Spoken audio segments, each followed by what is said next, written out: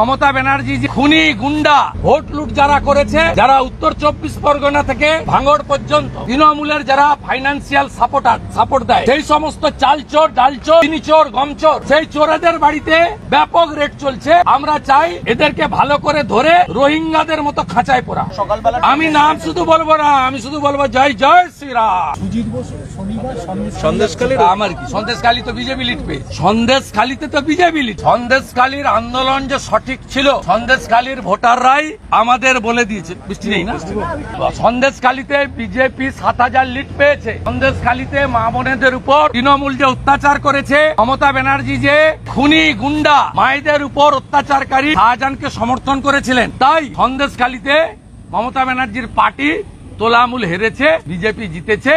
Rekha Patra 7000 lead. একের পর এক ট্রেন দুর্ঘটনা হচ্ছে, এক মাসে 3 বার হলেন। এটা তো কেউ সমর্থনযোগ্য নয়, এবং কেন ঘটছে সেটা দেখা উচিত। যদি রেলের পাটে ত্রুটি থাকে তো হওয়া উচিত, আর যদি কনস্পিরেসি থাকে, করমণ্ডল এক্সপ্রেসে যেভাবে কনস্পিরেসি হয়েছিল সেটাও চিহ্নিত করে ব্যবস্থা গ্রহণ করা উচিত। এটা কেউ সমর্থন করে না। রেল যাত্রা নিরাপদ হোক, কারণ ভারতবর্ষে যারা বাড়ি থেকে বেরোন তার শতকরা 70% লোক রেলের উপরে নির্ভর করে। বিধানসভাতে বঙ্গভঙ্গ বিরোধী প্রস্তাব আনার একটা সোমবার দিন সেই প্রস্তাব আসতে চলেছে।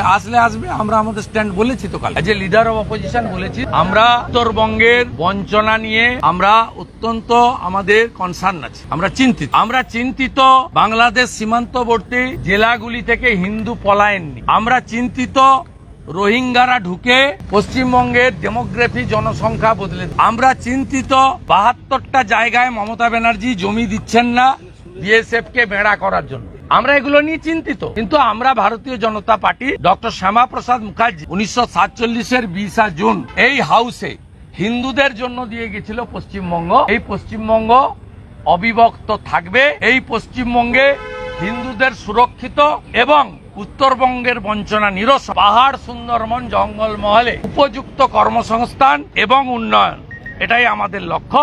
বাকিটা সোমবার যখন 11টার সময় ডিসকাশন স্টার্ট হবে, আমরা ভারতীয় জনতা পার্টি আমরা আমাদের বক্তব্য রাখবো, এবং আমি নিজেও এই রেজুলেশনে আমাদের পার্টির যে স্ট্যান্ড কমপ্লিটলি ক্লিয়ার। বিশ্বাসের বাড়িতে এই যে কেন্দ্রীয় এজেন্সি গেল, কি উনি তো সিআইডির হাতে অ্যারেস্ট হয়েছিলেন, তারপরে কি জামিন রাজ্য পুলিশের ব্যর্থতার জন্য আবার নতুন? না, আমি সব ইলিগাল টেকনিক্যাল পয়েন্টে, এটা গেছে রেশন দুর্নীতির জন্য গেছে, রাইস মিলগুলোতে গেছে, related to the Jyotipriya Mallick, যেটুকু আমরা দেখেছি, জেনেছি, শুনেছি। এর বাইরে বাকি বিষয় এজেন্সি বলতে পারবে। I am not the representative from enforcement director, I M a public representative, I am the holding the post of the leader of opposition.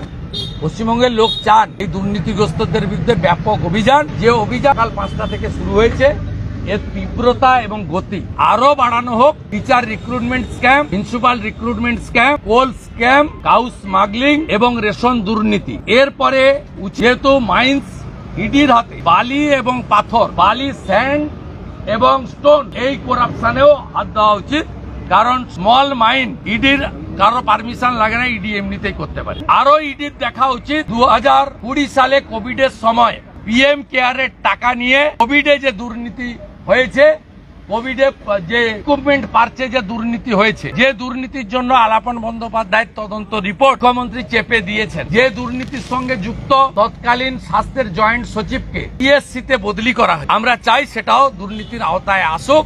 এবং যারা ভেবেছিলেন ছাপ্পা মেরে মুসলমান ভোট নিয়ে রিগিং করে গণনা কেন্দ্রে জালিয়াতি করে 29টা ভোট পেয়েছি, তাহলে চোরেদের লাইসেন্স রিনিউয়াল হয়ে গেছে, তারা মূর্খের স্বর্গে ছিলেন।